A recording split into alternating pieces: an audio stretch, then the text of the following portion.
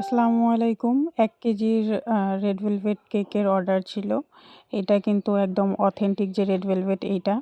অনেকেই দেখা যায় যে স্পঞ্জ কেকে শুধুমাত্র রেড ফুড কালার ইউজ করে সেটাকে রেড ভেলভেট কেক বলে চালিয়ে দেয়। তো তো এটাকে আমি ফ্রস্টিং করে ক্রাম্ব কোটিং করে হা ০.৫ ঘন্টার মতো আমি চিলারে রেখেছিলাম। তারপর এটাকে আমি বের করে এখন এটাকে আমি ডেকোরেশন করছি। আর এটা কিন্তু হুইপ ক্রিমের ডেকোরেশন না। এটা সুইচ মেরাং বাটার ক্রিমের।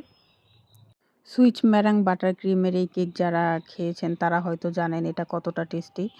তো ক্রিমটাকে আমি ফিনিশিং করে নিয়েছি। এখন রেড ভেলভেট কেকের যে গুঁড়ো আছে ওই গুঁড়োটা দিয়ে এইখানে আমি নিচে বর্ডার টাইপের করে নিচ্ছি। এটা দিলে কেকটা দেখতে একটু বেশি সুন্দর লাগে। আর এটা আমি প্যালেট নাইফ দিয়ে দিচ্ছি। আপনারা চাইলে হাত দিয়েও দিতে পারেন। তবে হাত দিয়ে দিলে একটু অসৌন্দর্য হয়। এভাবে দিলে ভালো হয়। তো এখানে উপরের সাইডটা তো আমি একদম সিম্পলভাবে করব। তাই মাঝখানে আমি একটা কাপকেকের মোল্ড দিয়ে নিয়েছি। ওই জায়গাটা ফাঁকা রাখবো এজন্য। আর সাইডে আমি কেকের গুঁড়োগুলো দিয়ে দিচ্ছি। এটা চালনি দিয়ে করলে খুব ভালো হয়। তবে আমি হাতের কাছে চালনি পাচ্ছিলাম না। তাই হাত দিয়েই দিচ্ছিলাম।